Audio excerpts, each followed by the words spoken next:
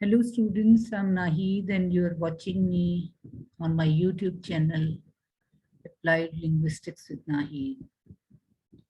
You already know that in the last lesson, Ellie Ecker explained compounding in English language.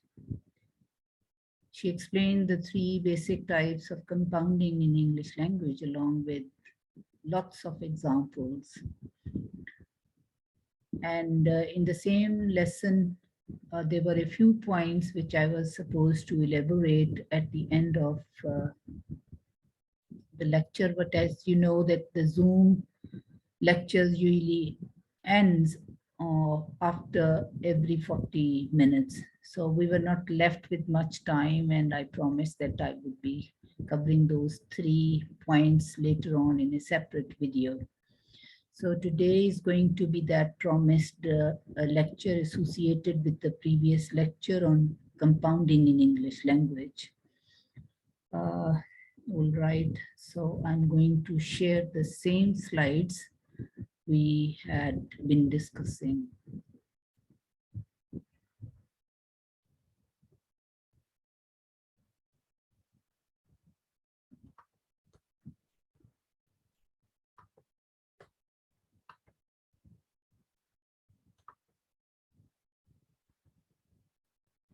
All right, so this was one of the slides. This was one of the slides on which we had put number of examples, and you can recognize that the grammatical categories or the types of compounds subjected to different grammatical categories are listed on to the extreme left side in the first column. They are noun compounds, verb compounds, adjective compounds, and preposition compounds. Even in the previous lecture, we learned that the similar part of speech can be combined together to form a new word. The noun can be put together with another noun to make a compound word. The example was as fire engine or oil well. Similarly, we can combine one grammatical category or one example belonging to one grammatical category, mixing it or combining it with another or dissimilar category or part of speech to make a compound word. We learned that not only nouns, verbs, adjectives, and prepositions can be combined with their own self combos, creating different words, but they can also be combined together with other parts of speech to form new words. Another point on which we were focusing in the lecture was that if you separate the components or the parts of a compound word, whether that is a closed form or that is an open form or a hyphenated form, especially the open and the closed form, what happens that if we separate the components, we see that being as independent words, they give different meanings. And when we combine them together, they form, in most of the cases, different meanings from their basic meanings if they are considered as separate words, right? And this is the point which is very important for the students who are interested in translating something in the context of English and Urdu language, because if they are considering a compound word in English, they should not only focus on the individual meaning of the components in English language. Rather, they should see that what is the new meaning of that compound word.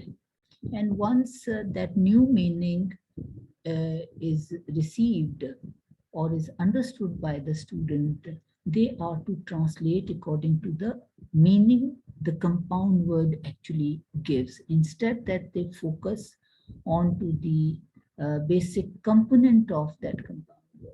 So that was something which I guess that we discussed in the previous lecture also.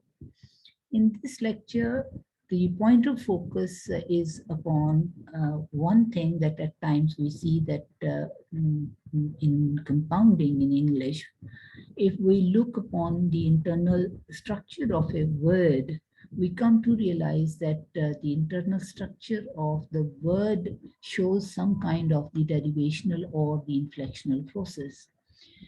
For example, here on this slide, I have put two words like, the bookshelf, which is a closed form of compound word, and another example, motivational speaker, which is an open form of compound word. If we see the internal structure of the first example, the bookshelf, it can be fragmented or can be divided into its further components like book and shelf. And both the components are the compound words, are the nouns. They are the nouns, like I have shown into the tree example also, that bookshelf is composed of two nouns, one the book and the shelf, right? Uh, uh, I'm using the definite article the along with the word just to specify it. Otherwise, probably we can use the word book without the definite article the, and shelf without the definite article the, but that is just, for the sake of some convenience and specification. You see that here the ultimate components can stay at their own. Like, we cannot divide the book into further uh, components. Similarly, we cannot divide the word shelf into its further components, because these are the ultimate components and they cannot be further divided. And we know that the linguistic elements which cannot be further divided are considered to be the morphemes, right? So here we can say that book is the morpheme and shelf is the morpheme, but at the same time they are words as well, right? And we have already understood that what can be the difference in between a word and a morpheme. Every morpheme cannot be a word, right? Every morpheme cannot be it cannot be a word, but there is a possibility, rather by a possibility. Every word is a morpheme if it is a single, but we now we know that a word can be composed of further elements which can be divided as well. Now see the other example, motivational speaker. Look, the internal structure of the word has been drawn into a tree structure by myself. And you can see that at the top I have written N for the noun, because the category of the compound of the word motivational speaker is the noun, right? Already we learned that in a word, in a compound word, it is always the rightmost morpheme which decides the category of the compound. So here we can see that the rightmost word of this word, or the rightmost morpheme, is the speaker, which is a noun. So here, if we want to divide this word, we can get that there is an adjective, the motivational, and noun, the speaker, right? And again, this motivational word can be further divided into motivation and L, the suffix. Motivation is the noun and AL is the suffix. So in motivational, the word can be further divided into a noun and a suffix. And Furthermore, the motivation can also be divided into its ultimate morphemes as motivate, as verb, and then shun as the suffix. So if overall we look deeper into the construction of or the making of the word motivational, we come to realize that overall it is an adjective. But if we want to further analyze this adjective, we will see that there are two further suffixes which have been uh, involved into its making along with the verb motivate. So at the first stage, motivation becomes a noun after the word motivational, and then from motivational, it turns into motivation, leaving the suffix aside. And from motivation, we can get the verb, putting the suffixes aside. So you can see that in this word, there are uh, two suffixes involved. At the first level, in the motivational, as motivation and L, and in motivation, the motivate verb and the shun, making or converting it into a noun. Similarly, if we consider the construction of the word speaker, you can see that speaker can be further divided into a verb speak and the suffix er, right? So it is a suffix which is usually for the uh, comparative degree of the adjectives. Uh, so students, you can see that if we consider the suffixes used into this word, on the part of a motivational word, the suffixes shun and l are used, which are the suffixes used during the process of derivation. So they are the derivational suffixes.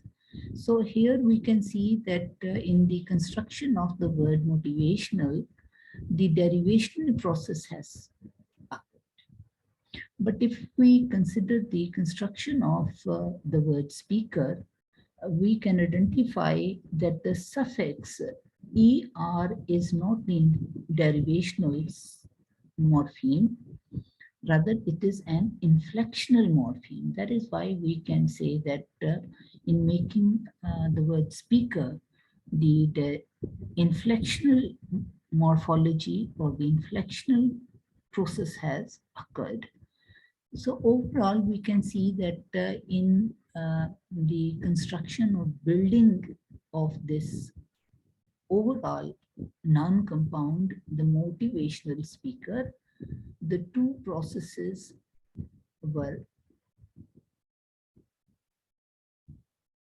found. The derivational process and the inflectional process. Here we can see or conclude that the words which are formed as the product of derivational process or the inflectional process can also be used in English compounding. In the last example, you saw that there was no derivation or the inflectional process was occurred as they were the free morphemes. So we can produce or make the compound words by using the free morphemes as well as the bound morphemes. Whether the process is involved as derivation or inflection. Here you should see that derivation or inflection is not the kind of the processes which participate in English compounding. That is why we say that they only interact. Because if we look upon the internal structure of the involved words used in the compounding, we see that, I mean, a few words can show some derivational or inflectional process through which they were made. You should be very clear that the construction of the word is not something which has to be a part of compounding, because we know that compounding is only the word combination. So where you put one word together with another word to form a new word. That is another matter that in the background, what was the morphology of that word or those words which you picked up to form a new word for some combination, right? Another point which is liable to be discussed is the concept of the large compounds. We saw that in open form of compound words, in closed form of compound words, and in hyphenated form of compound words, most of the examples contained two words, right? But it doesn't mean that we cannot use more than two words in forming or building compound words in English. I gave you two examples even in the previous lecture, like I'm in the dog food box. Here you can see that there are three words or three free morphemes are used to construct one compound word. And here there are three components. Similarly, the example Sunday night concert series contains four independent words which are combined together to form one single compound word. So we should not forget that yes, there is a room for making large compound words in English language containing three or even four words. Another point which I wanted to explain was that what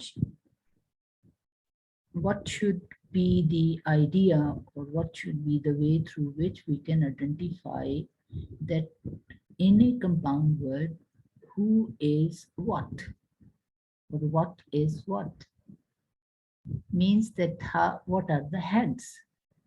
So in where there are the free morphemes, the confusion is not that much, but where a compound word is formed, um, where there is a demonstration of any derivational process seen, we need to see that what should be the head, the first word or the second word. For example, here you can see the word election date. You see that in election date, the election word can be further divided into the verb elect and the suffix shun. We know that shun is the prefix, sorry, shun is the suffix and it demonstrates the derivational process. So the word election date is a compound word, but in the case where there is any interaction of derivational process in compounding, the first word will decide or will be considered as the head. So I guess that I mean all the 3 points are explained to you people, and you will keep these points in your mind, learning something. more about the compound words.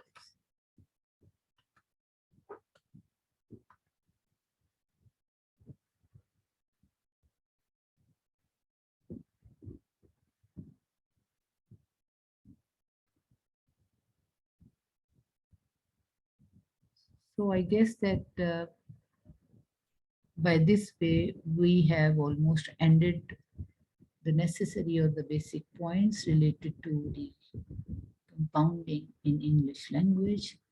That what are their types? There are three types: the open form of compound words, the closed form of compound words, the hyphenated form of compound words, and then how the category of a compound word can be decided, uh, and then what are the large compounds, whether they exist in English language or not, and what if there is a compound word which reflects or demonstrates or which shows that there is any derivational process happened or any inflectional process happened in the construction of the components involved in a compound word, how they are going to be decided uh, as heads. So students kindly watch both of the videos together to gain knowledge about the compounding in English language. In the next lesson, I would be explaining the compounding in Urdu language and the contrastive analysis between the two methods and the types. So thank you very much. Keep watching our channel. If you like that, kindly subscribe. Thank you very much.